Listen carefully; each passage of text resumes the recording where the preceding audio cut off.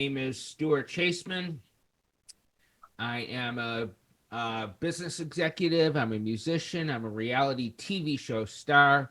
You could find out what I'm up to on all the typical social media outlets, or you could go to stuartchaseman.com, StuartChaseman.com. Please check out my new album, Secrets, Lies, and Alibis. It would make a great Memorial Day present. Diversified Game. Learn how to start, run, and sustain your business. Hey, it's Kellen, and today on Diversified Game, you guys are in for a treat because I have someone who this is him saying this, before his reality day stardom on Jewish Matchmaker, he sold hundreds of dollars of music. Now he's on his way to thousands, tens of thousands. Let's get all the way. Four digits. Yeah, congratulations. I got Stuart Chaseman giving us the game. Stuart, let's jump right into it. How does it feel after over 15 years of, music is your life, it's what you do. And then, you see the power of being on TV and on the right television show. How does it feel now to, them finally putting some respect on your name and your music? It feels great. I think anyone who makes art doesn't want to just do it in the privacy of their bedroom. They want people to hear it or see it or appreciate it. And I'm appreciative for the Netflix show for a whole variety of reasons, but it has given exposure to the music. I was just in New York. I played a good show at a place called The Cutting Room. I was in Philadelphia, and I have a big show coming up in Chicago. Obviously, that's where I'm from, and that's where the biggest shows are. We're going to play the Cubby Bear September 27th across the street from Wrigley Field. Hopefully this will air prior to that. So please come down and see the show, hear the music, see what I do, hear the band. We sound great. We have a bunch of other great acts on the bill. I'll be talking about reality TV as well and giving some behind the scenes stories. That's September 27th. And I'll give you, just for your viewers, you could use the code STUFAN5, STUFAN5, for $5 off your admission ticket. Awesome. We thank you for that. Can you talk about, I'm a creative as well as a business person. I know you have a business because when you called me, I'm like, School Supplies. I was like, who's trying to sell me something? But like you've been, able to provide for yourself in a business, and that the music, it was fun, but of course you wanted to make some funds. How do you not, when you do get known, how do you not get bitter and say, okay, now you guys want to pay attention to me because I'm on TV, but I've been creating for over a decade? How do you kind of humble yourself to where you're not telling people, talk to the hand because the face don't understand? I'm just so appreciative anytime someone discovers me. There's pluses and minuses to how easy it is to get your art out there these days. It's great that in the privacy of your bedroom, you could produce pretty high quality music, but there's just so much stuff out there. I mean, it used to be on television, you had 3 networks. Now we have all these streaming services, and it's really hard to find the good stuff out there. So, if someone comes to me because of Jewish matchmaking, if someone comes to me via word of mouth, if someone comes to me because of one of the podcasts they've seen, I'm not going to be resentful about how they got to me, just as long as they get to me and they hear the music and they like it, I'm happy with that. It would be great if they came around 15 years ago, but, better late than never. There's just so much talent out there that it's so hard to get discovered. So I'm grateful for any exposure I get. And now, would you have been able to handle it 15 years ago the way you can handle it now, the groupies and all the attention? Now you might not need a matchmaker because people are coming to you, for whatever. With the drugs and the hookers and everything, my time is pretty well spent. I'm just kidding. Would I have been handled? Sure, I would be able to handle it. I mean, I'm certainly more mature now, but yeah, I've always been pretty level-headed. You know, it's not like Beatlemania exactly when I go out there, but you know, I am recognized, and that's always really cool. Um, it's kind of like a good level. It's not like I'm sure Tom Hanks has it like exponentially higher than what I have. But when I go about my day, people will come up to me and they say, "Hey, you're Stuart. I saw you on that show. I really like what you do. You're really funny. You're this, you're that." And I always take the time to talk to people. I'm always really appreciative. Well, you're handling it real well. And when people come up to you and, it's just, I'm glad that you're handling it well, because a lot of people, I mean, this is what I've done for the last 20 years. I've seen people go from zero to hero and then flop down and have not even family around. They were such a jerk. And, your success, when I had told you, you're not a comedian, but you know that you're funny. So that could be somewhere down the line where, you could do a Neil Brennan type thing, or Bill Burr, or bring us back to the George Carlin. I know you have the Lenny Bruce type look with the leather jacket in your promo pictures. So I've never been told Lenny Bruce before, but the picture you're referring to is on the cover of my album Secrets, Lies, and Alibis. I also use it as my headshot. And people tell me Andrew Dice Clay all the time. that you correct me. Thank you for correcting me. Andrew Dice Clay. Sorry. That was not what I was going for. I'll be honest. I'm not a huge Andrew Dice Clay fan. I think he's very misogynistic. And that just was not what I was going for. I didn't even own that leather jacket. It was the photographer's jacket, and he handed it to me. He's like, "Let's try some pictures with this."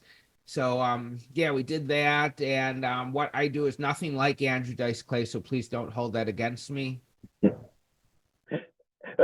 he's made a living, and he's out here in South Florida often at the Kennel Casino performing. So he still has a career. Now, you have your business, you have your music. How has that been with your, business wise? If you're an entrepreneur, have you been able to expand your team so you can do more music? Have I been able to expand my team so I could do more music? Right now, I'm playing out with my band, Stuart Chaseman and the Born Again Sinners.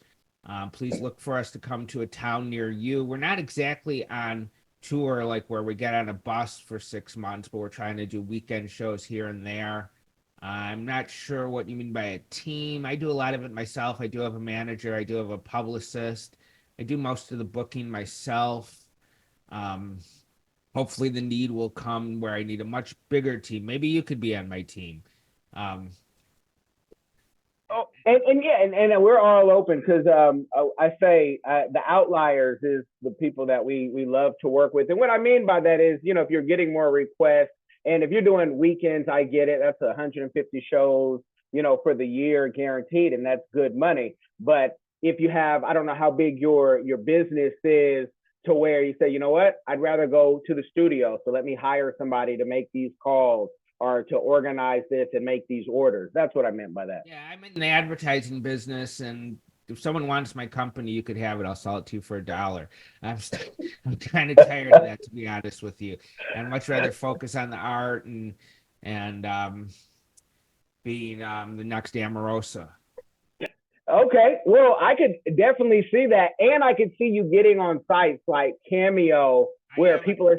I am on Cameo. I do get requests. Um, People want, for those of you who don't know, Cameo is a site where it's mostly like C and D level celebrities. You can pay them to wish your loved ones a happy birthday, whatever an occasion is. I had one, probably the most unusual one I ever had was someone hired me to do a cameo and said, "I'm going to Disney World without my wife, and she's pregnant and she's very angry at me. Could you like try to smooth things over with me and her?" So I thought that was kind of an interesting cameo. But for the most part, I mean, that's so flattering that someone, of all the things you could do for Mother's Day, for instance, if you decide that you want me to wish your mother happy Mother's Day, that's something I'm very flattered that you're including me in on. And I do my best to give a good cameo. You can go to cameo.com and look me up. It's only $40. It's quite the bargain. Definitely, and the price is only going up. How has being able to do more shows helped with your creativity? Do you get more creative, or did you have some things in the vault, in the notepad, where you say, you know what, let's put some more stuff out, we're going to get more requests? Um, I always have things in notebooks and home recordings and things like that. I'll have to get back in the studio and make proper recordings. Um, my newest album, Secrets, Lies, and Alibis, is barely a year old. I think we still have some mileage on that before I get back in the studio. I want to really promote that one, maybe come out with some videos and things like that. I'm awfully proud of it. And it's a monster record. There's 16 tracks on it.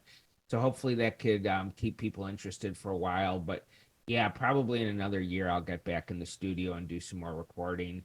It's not just about having, I don't just keep writing and then when I have the next 10 songs or 15 songs, say, okay, it's time to go in the studio. It has to be the right batch of songs. There has to be a common thread that ties it all together that makes sense.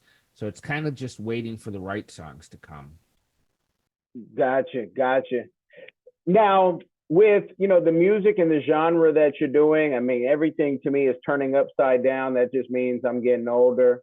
Have you looked at, do you have a booking agent already? And have you looked at even going overseas to the places that respect the, music that we grew up on, versus what you might hear on some radio stations now, or TV? What is radio now, right? Or TV? But do you have a booking agent? And if so, I'm just letting people know a quick way to be able to book you if they do, and if they can catch you anytime overseas, where, the Australias, the Europes, they love American music. Going there, but the formula is really quite simple. If you're a promoter and you want me to come out, if you have a room and a sound system and a bunch of people who want to see me, I'd be more than happy to come out and play for them. You could drop me a line at, you can write me directly at Stu at stuartchaseman.com. You could write my manager at Suzanne at behindthecurtainsmedia.com. But you could just write me directly. I respond to all that. Don't write me on Instagram though. I'm not an Instagram guy. My publicist normally responds to my Instagram, and I hate the idea of anyone writing anything under my name. But I'm more of a Facebook guy. Feel free to look me up on Facebook or just write me directly at stuartchaseman.com. I love to hear from anybody for any reason. Now, I'm sure you've heard this before with, social media being such a big thing, and you're not an Instagram guy. What about the YouTube? There's people, that I even represent, making full-time living on YouTube, the TikToks. Is that even something that interests you? And if so, what would you be doing on there that people could expect? I actually had a video on TikTok that got 2 million hits, and that's amazing to me that 2 million people are watching me do anything. And I did not post the video. It was a video about me. And this is a really sad statement on my gender, but a girl posted a video about me explaining everything that I do right, which is so hard to believe that other men should take note and learn from, which is very flattering, but I think I have a long way to come in the dating world. Anyway, so that got 2 million hits. I do have a new YouTube show. It's called The Schmooze. It's a new talk show. The first episode is up there. You can go on YouTube and search Stuart Chaseman, find my YouTube channel, search The Schmooze. My first guest is Harmony, which is one of my co-stars in Jewish Matchmaking. When I say co-stars, our storylines didn't overlap at all, but she was one of the 9 primary cast members, so we just kind of talk and compare notes on what it was like to be on Jewish Matchmaking. And so the first episode's up. We'll be posting more episodes in the future. As far as making a full-time living at that, I could probably use some tips on how to do that. I haven't solicited any sponsorship or anything like that. Right now, I just kind of want to put the shows out there and see if people are interested in it. And hopefully later on down the line, we'll figure out how to monetize it. What do you think?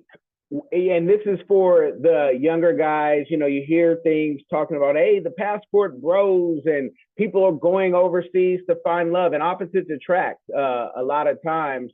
What do you think that, throughout life, has maybe stopped you finding that person, that love? What is it? Because you've gone through the Jewish matchmaking, going through all the tests and the psychological stuff. What do you think? Is it just that you want a clone of yourself, or are you looking? I think I've spent too much time with people who weren't right for me. Um, if I knew the answer to that, I would probably be a much happier person. There's really a variety of reasons. I've been in some great relationships. They just haven't. There's always been some catch to it why it hasn't resulted in marriage. I definitely am still open to that institution, though. Mhm. Is marriage the goal for everyone? I've been married for almost 2 decades, Wow. but it's. I told my wife it's when I found you, and if you can handle all of my flaws, right? There's nothing you can say to her that will make her say, "Yeah, okay, cool, yeah, I know." But is there something that is that the goal for everybody? Like, I mean, if it's a goal for you, great. But it's not like you get the Stanley Cup once you get married. If anything, you start losing your hair and start frowning, and you cheer at times too. But should that be the goal for everyone? I can't speak for anyone else but myself, but I believe in the institution of marriage, or I at least would like to enter the last relationship of my life and not have to deal with it anymore. I don't know. I mean, there's certainly a lot of divorces in the world. Maybe people get married too quickly without going through the proper vetting process. I don't know. There seems to be a lot of issues with relationships in the world. I don't know if it was like that 50 years ago and 100 years ago, but I'm the last person in the world to give tips on this. Um, Well, you know, well, it seems like whenever I'm on a date with a girl, I tend to find things that make me think we're not compatible. I was on a date with a girl not too long ago, and I was back at her place, and she kept talking to her cat, just like the cat was a person. So I'm thinking this chick is crazy. So as soon as I got home, I told my dogs about it, and we all laughed. and you know what? You say if I was a happier person, if you were a happier person, would you be as a funny of a person? Would you be as a creative as a person? I don't know. I And would what? certainly have to find some new things to write about. The last album was written over the backdrop of my father dying and a relationship ending with someone that I really thought I loved. So I don't know. I find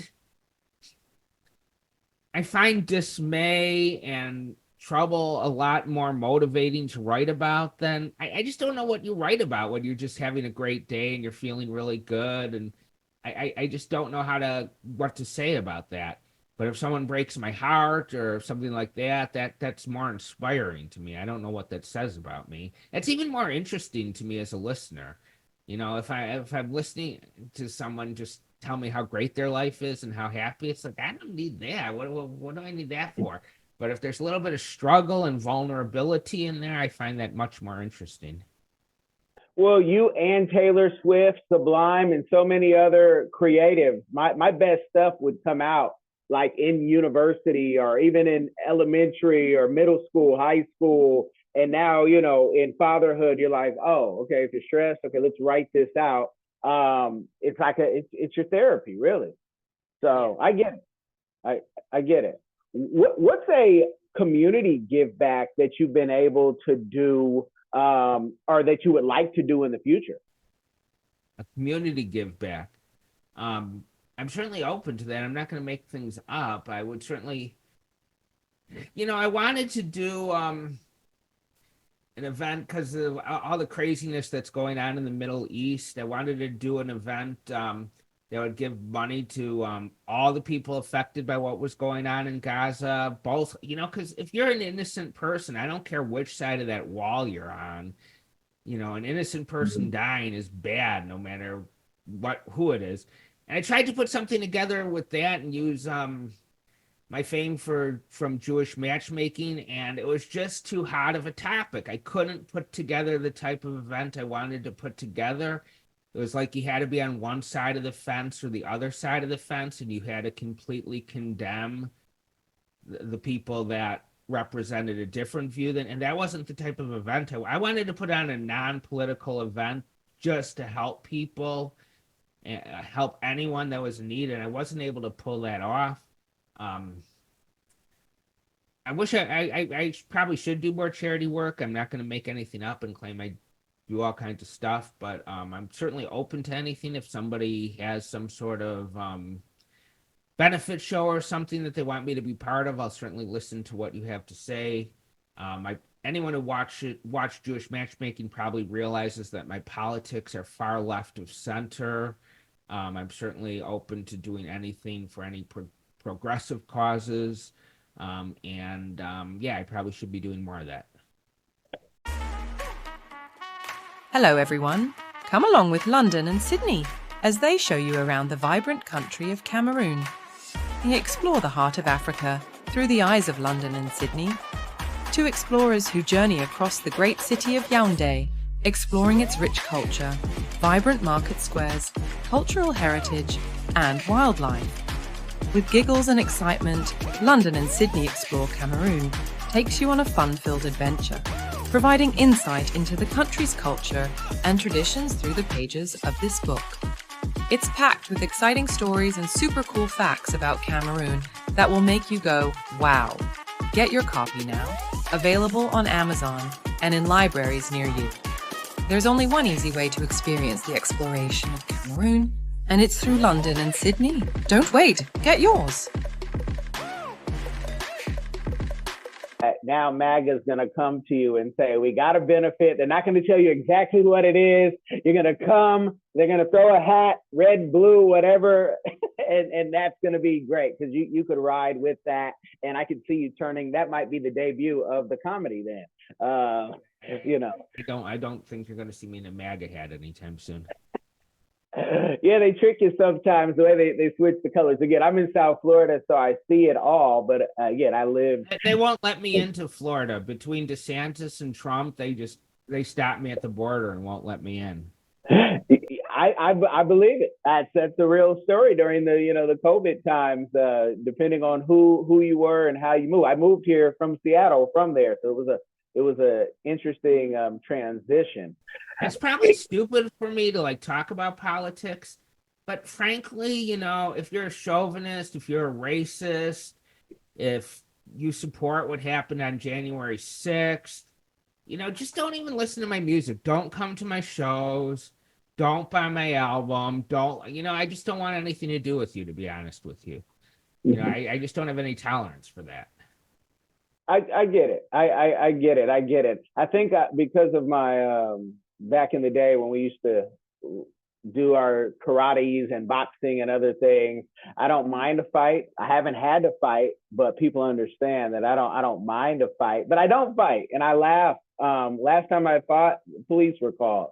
So I really don't want to fight. We don't want to hurt anybody. There's a reason. Another reason Steven Seagal went to Russia.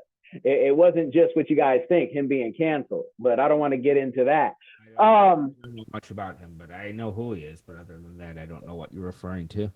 Yeah. Can you talk about, just having this time of your dream on its way to becoming true, the best is yet to come. Is there anything that you could tell somebody young or even someone old who's been pushing, they're waiting for their breakout moment, they're on the verge of quitting, and now they hear this interview and they say, I can't quit.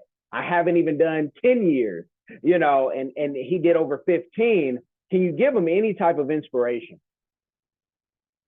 Honestly, I've heard it said, if you're a writer, and I consider myself a writer, whether you write prose or songs or poetry, if you're capable of not doing it, then it's probably not meant to be. I think somebody who has that innate gift can't stop it, even if they want to. If I wasn't a successful musician or a mid-level musician, then I would just be the guy on the street playing the guitar with my guitar case open looking for quarters. I'm gonna do what I do. If people find me, great. If not, it just is what it is. I don't know if I'm in a position to give any advice, but I would just say stay true to your art. Don't compromise it. Don't let someone tell you like all this, like, oh yeah, rock isn't in. You need to do hip hop, or you need to rap, or you need to write about this or write about that. Just do what feels right, and people will find you. Just be sincere about what it is you do. Don't try to mold your art to fit an audience. Let the audience find you. I think it was P.T. Barnum who said, one of the greatest qualities is sincerity, and if you can fake that, you got it made. I can't fake that, but I think everything I write is pretty sincere. I'm a big Stones fan, and I don't want this to come across as me in any way dissing what the Stones do. But you could listen to the entire Rolling Stones catalog front to back and not know anything more about Mick Jagger than what you knew going into it, other than maybe he likes to get laid. I mean, that's not the way he writes. I'm a totally different type of writer. If you take any three of my songs taken at random and listen to them back to back, you'll know something about me more than what you knew going into it. That's pretty much me on the paper, me in the song, and that's what I do. So there's some people who don't like that type of songwriting, and that's fine. Don't listen to what it is that I do. Mhm. Is there any future plans of a book, even if it's a book of your poems that maybe you say they're not ready to be songs, anything like that? We don't have any plans like that. Hopefully, in the next 10 years, I'll have an interesting enough life that I could write a memoir or something like that. I have to accumulate some really interesting experiences first. I've had my share, but I could use a few more to sell some books. And what would it take to get you to do an improv? What would we have to do? What type of campaign or purse would we have to get just to let you just do your thing? One mic or three mics, like I said, Neil Brennan did. I did one time I was at an open mic stand-up comedy, and my friends put my name on the list without telling me. And then all of a sudden the host calls up my name. I'm like, well, I didn't sign up.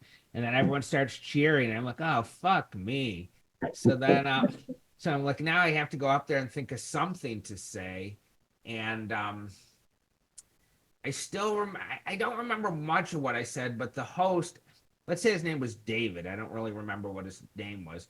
David's whole shtick was how he has so many problems with women and how he's trying to date, and he's having problems with girls. And I remember saying, I was surprised to hear that David has so much trouble with women, because I kind of thought he was gay.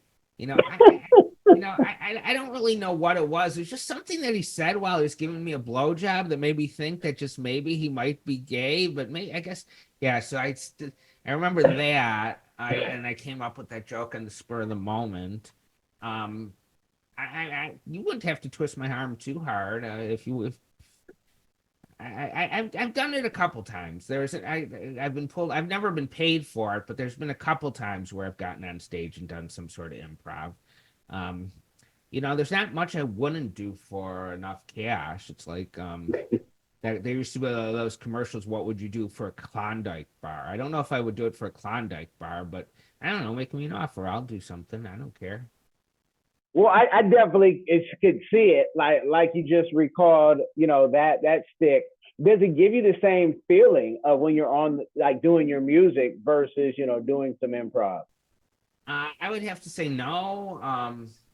If I ever was to do any stand-up comedy, I think I would have to be one of those comics that is more than just funny, has some sort of message somewhere in there. I don't really know if I'm that gifted at that. I know people say I'm funny. I do try to be funny during my stage show too. I mean, I don't go into a whole stand-up thing, but in my introductions to songs and things like that, I try to be funny. I try to be entertaining. A lot of people will come to the show and if they know me from Jewish Matchmaking, they don't necessarily know all the songs yet. So I try to provide some background about the song I'm about to perform so they have some context in which to appreciate it in. Sometimes that gets funny. But when it comes to reality TV, they'll film like 7,000 hours of footage, and then they'll edit together like 12 minutes of it, and then they could try to, if you have enough footage, you could put together just about anything. And I think I'm more than just the funny guy. You know, I do have a serious side. I'm serious about my art. I'm serious about love. I'm serious about politics. You know, I'm serious about a lot of things. So I think perhaps I'm more of a three-dimensional person than what was presented on Jewish Matchmaking. I don't really have any problem. There's a few things with the edit I wasn't crazy about. But for the most part, I mean, that was me. Nobody put any words in my mouth or anything like that. One of the questions I get a lot is reality TV really real?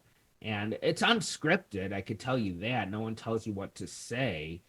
But as far as it being real, I don't know if you could consider what we were on dates when you have 12 other people in the room and lights on you and cameras on you.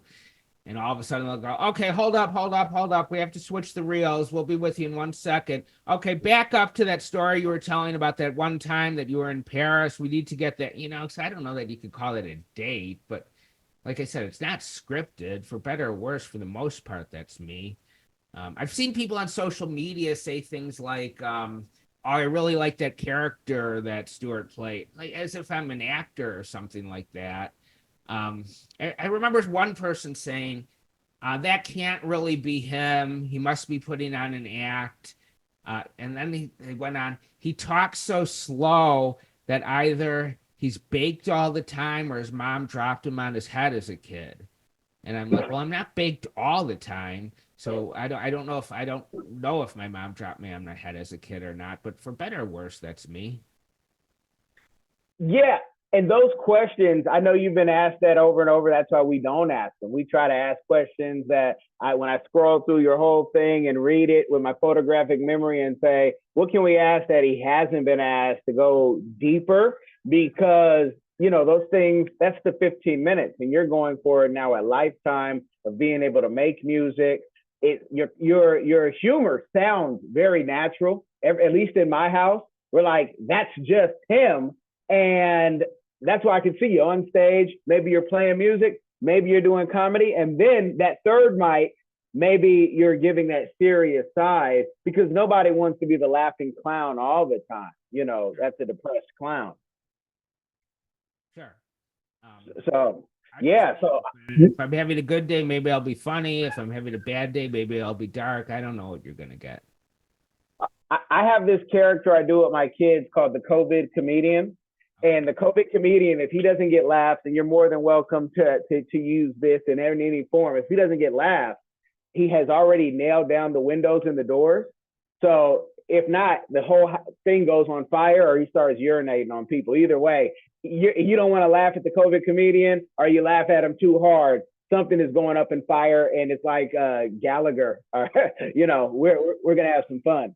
On a daily basis, whether people laugh at me or not. Yeah, hey, it works. It works. I appreciate you coming on. I want people to go to your YouTube channel. Most of my people are listeners. I think I got a face for radio or audio. But you guys go over to the YouTube, give it some love as well. But, you know, go follow, subscribe, check out the Schmooze first episode. Let that, you know, go higher in the rankings. I think you really got your, you know, your second calling, or your calling is how it's here now. Yeah, I appreciate this opportunity to talk to you.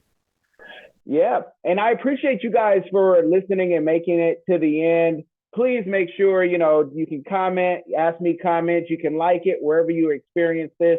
But most importantly, I want you guys to share this game with somebody. It will change their life, y'all. Be blessed. Are you tired of the rat race in America? Are you ready to visit the motherland to relax and rejuvenate?